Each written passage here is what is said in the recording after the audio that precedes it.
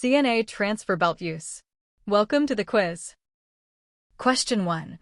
You are providing personal care and hygiene assistance to Mrs. Dorothy Williams, an 80-year-old female patient who is hospitalized for acute illness and requires complete assistance with activities of daily living including bathing, grooming, toileting, and dressing. You know that providing bed bath care is not merely a routine task, but rather an important opportunity for comprehensive patient assessment, skin examination, and promotion of comfort, cleanliness, and psychological well-being. In considering the purpose and goals of providing a complete bed bath for a patient who is unable to shower or bathe independently, which statement most accurately describes the primary purposes of this care activity? Option A. The main purpose of a bed bath is to rapidly decrease the patient's body temperature and reduce fever if the patient has an elevated temperature, as the water will cool the body and help bring temperature back to normal. Option B. The primary purposes of bed bath care are to maintain the patient's personal cleanliness, promote comfort and relaxation, provide an opportunity to assess the patient's skin for any changes or problems, and support the patient's dignity and sense of well-being during a vulnerable activity. Option C. The main purpose of a bed bath is to entertain and occupy the patient during the day so that they will not become bored while hospitalized, and to provide them with an activity to pass the time. Option D. The primary purpose of a bed bath is to prepare the patient for discharge from the hospital, as cleanliness is necessary before going home, and bathing should only be done immediately prior to planned discharge. The answer is B. Bed baths are performed for hygiene, comfort, skin assessment, and dignity, not for fever reduction, which requires medical assessment or entertainment. Option B accurately describes these goals. Option A is incorrect. A bed bath is not a treatment for fever. Water temperature is chosen for comfort, not to cool the patient. Option C trivializes the care. Option D is incorrect. Bed baths are provided regularly, not just before discharge. Question 2. During your shift, you are assigned to care for Mr. Paul Richardson, a 78-year-old male patient who has been hospitalized for 2 days and is showing signs of confusion and disorientation. He does not seem to recognize family members, is uncertain about what day and time it is, and appears to be having difficulty understanding explanations about where he is and why he is in the hospital. He asks you repeatedly who you are, why he is in bed, and whether his home is nearby. He becomes frustrated when asked to follow simple instructions and seems frightened by his surroundings. You understand that confused or disoriented patients require special communication approaches and support. Based on best practices for communicating with confused or disoriented patients and supporting their emotional needs, which approach is most appropriate? Option A. Speak very loudly and slowly to the patient using simple sentences. Repeat the same information multiple times in a row until the patient seems to understand, and frequently correct the patient when he makes false statements about his situation. Option B. Use simple, calm language. Maintain a calm and reassuring tone of voice. Identify yourself by name and title each time you interact with the patient. Reorient him to place and time briefly. Maintain frequent contact to reduce his fear and anxiety. Option C. Avoid communicating with the patient as much as possible to prevent his agitation. Limit your interaction to only essential care tasks, and do not attempt to explain things to him since he will not remember anyway. Option D. Tell the patient repeatedly that confusion is normal and that he will eventually remember everything. Use complex medical terminology to explain his condition and the hospital procedures, and encourage him to focus on other things to distract from his confusion. The answer is B. For confused patients, calm, simple, reassuring communication with frequent reorientation is key. Option B is correct.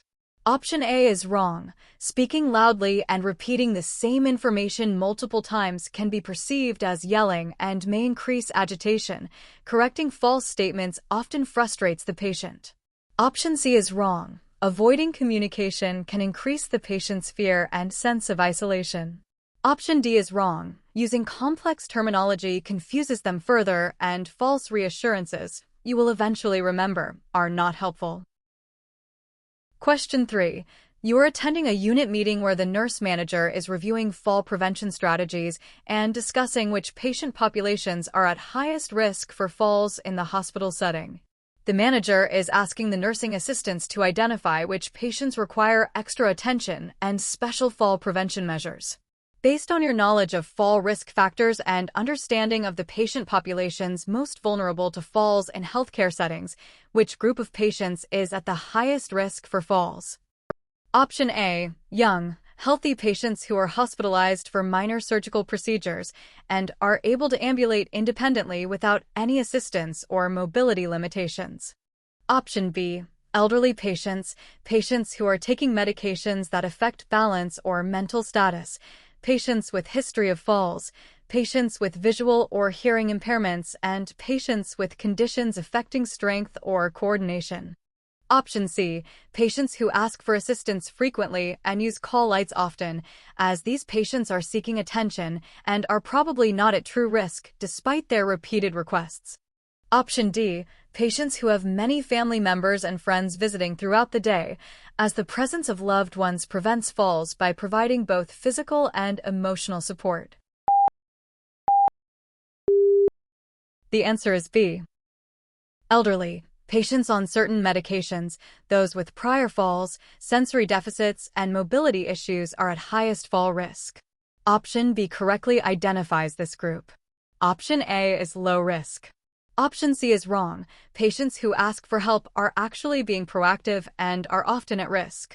Option D is wrong. Family presence does not automatically prevent falls. The patient may still be at risk. Question 4. You are working in a cardiac unit and are assigned to care for Mr. Thomas Fletcher, a 72-year-old male patient who is recovering from a heart attack that occurred 3 days ago. During your morning care rounds, while assisting him with hygiene and personal care, the patient suddenly clutches his chest, appears anxious and pale, begins sweating profusely, and reports experiencing severe substernal chest pain that is radiating down his left arm and into his shoulder. He is experiencing shortness of breath and describes feeling like there is pressure in his chest. The patient is clearly in distress and is frightened about what is happening. Given this acute presentation of chest pain and potential cardiac emergency, what action should you take first? Option A. Immediately give the patient water to drink and have him sit in a comfortable chair to rest while you complete your bathing tasks so that the patient is clean and comfortable before reporting anything to anyone. Option B. Stop all care activities immediately. Reassure the patient to keep him calm. Do not leave him alone. Use your call bell or another method to notify the nurse immediately that the patient is experiencing chest pain and possible cardiac symptoms that need urgent assessment. Option C. Have the patient lie flat in bed immediately to improve blood flow to his heart. Encourage him to practice deep breathing exercises and wait for approximately 10 minutes to see if the pain subsides before deciding whether to notify the nurse. Option D. Ask the patient to stand up and walk around the unit to improve his circulation. Explain that chest pain is common after heart attacks and will eventually resolve on its own, and suggest that rest will help more than reporting the symptom. The answer is B. The patient is showing signs of another cardiac event.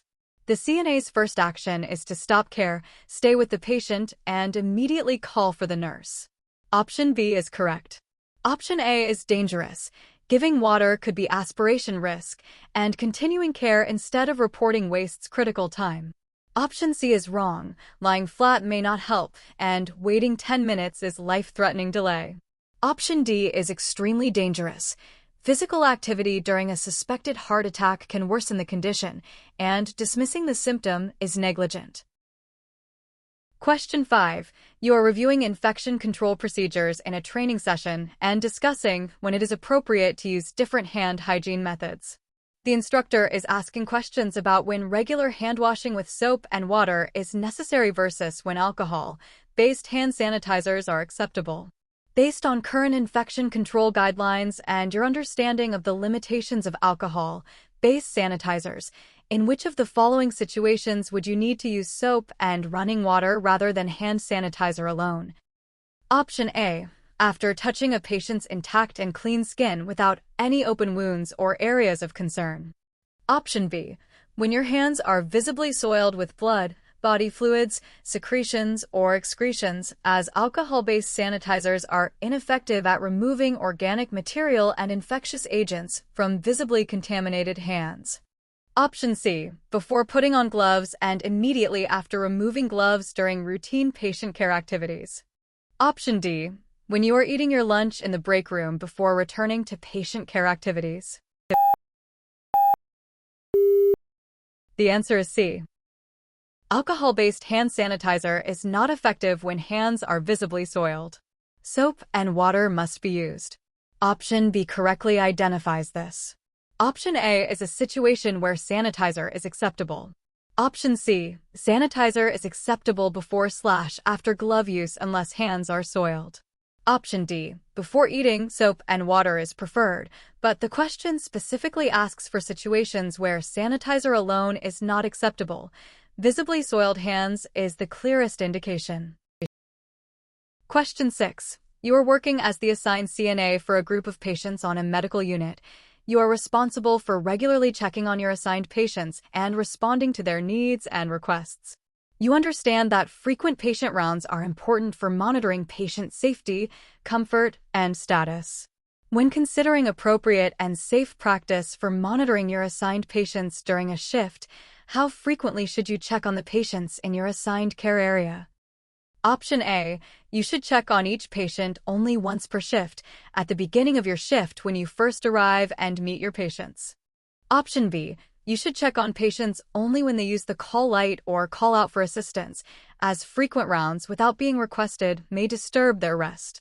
Option C, you should check on your patients approximately every 30 minutes to 1 hour or more frequently if ordered by the nurse, or if specific patient conditions require more frequent monitoring.